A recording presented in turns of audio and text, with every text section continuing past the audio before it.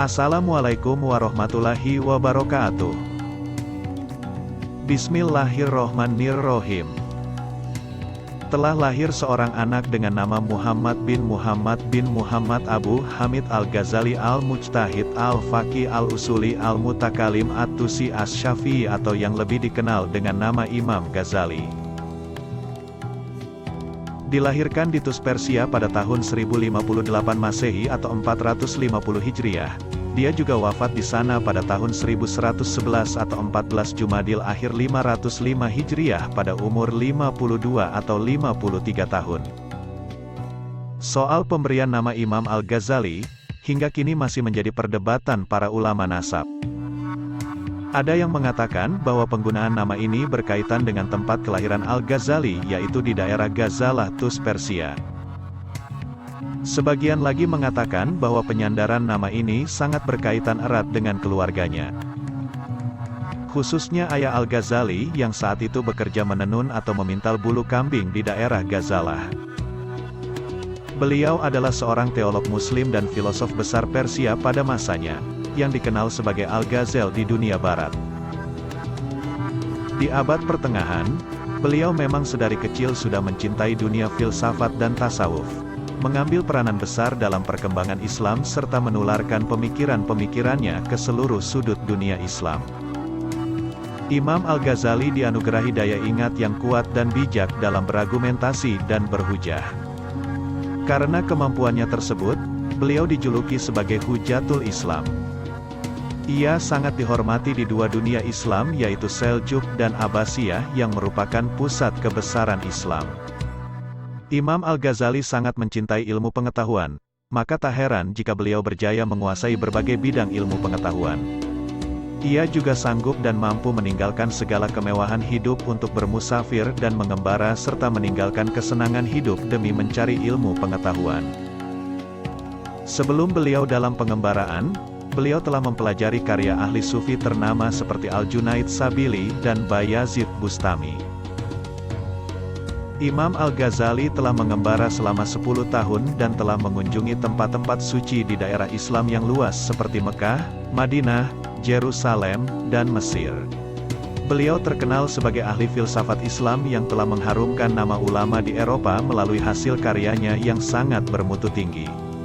Di masa kecil beliau telah dididik dengan akhlak yang mulia, sehingga dalam kehidupan sehari-hari beliau sangat menjauhi kepada sifat riya, megah, sombong, takabur, dan sifat-sifat tercela yang lain.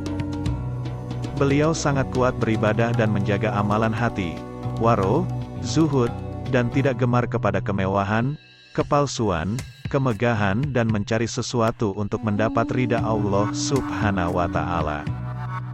Imam Ghazali dikenal sebagai ulama yang gemar menulis dan telah melahirkan ratusan karya ilmiah. Kitab-kitab karangan beliau selalu dijadikan sebagai rujukan dalam berbagai ilmu pengetahuan. Salah satu karangan beliau yang paling monumental adalah Ihya Ulumuddin, yang sampai saat ini dijadikan sebagai kitab kurikulum dalam berbagai universitas di dunia. Selain demikian, Imam Ghazali juga dikenal memiliki pengetahuan yang mumpuni di setiap disiplin ilmu. Sehingga bisa dikatakan bahwa beliau memiliki karya tulis di semua ilmu tersebut. Imam Al-Ghazali masuk surga. Syekh Abdullah dalam Hasyiah Asy-Syarqawi ala Syarh Hududi menceritakan ketika Imam Ghazali telah meninggal. Seseorang bertemu dengan beliau dalam mimpi, lalu ia bertanya kepada Imam Ghazali, "Apa yang Allah lakukan kepadamu?" Imam Ghazali menjawab, "Allah mendirikanku di hadapannya." Lalu Allah bertanya, "Bekal apa yang engkau bawa untuk menghadapku?" Lalu Imam Ghazali menyebutkan satu persatu kebaikan yang pernah ia lakukan. Kemudian Allah berfirman, "Sesungguhnya, dari sekian banyak kebaikan yang engkau lakukan, tidak ada satupun yang aku terima. Tidak ada satupun yang dapat memberikan manfaat kepadamu pada hari ini dan yang dapat menjadi sebab engkau masuk surga. Kecuali satu hal, yakni ketika engkau sedang menulis, lalu seekor lalat yang kehausan hinggap pada pena yang sedang kau gunakan. Kemudian kau biarkan lalat tersebut untuk minum hingga ia merasa puas tanpa mengganggu dan mengusiknya. Rasa sayangmu kepada lalat tersebut mengundang ridhoku padamu dan dengan ridho itulah engkau ku masukkan ke dalam surga.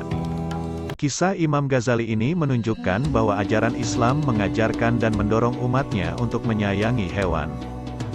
Bahkan menempatkan mereka yang menyayangi hewan pada posisi yang mulia di sisi Allah Subhanahu wa Ta'ala. Hal ini juga sejalan dengan salah satu hadis yang disabdakan oleh Rasulullah, dari Abdullah bin Umar bahwa Rasulullah bersabda. Artinya, orang-orang yang ada rasa rahim akan dirahmati oleh Tuhan yang Maha Rahman, yang memberikan berkat dan Maha Tinggi. Sayangilah makhluk yang ada di muka bumi, niscaya engkau akan disayangi makhluk yang ada di langit. Hadis riwayat Imam Ahmad, Abu Dawud, Tirmizi, dan Al-Hakim.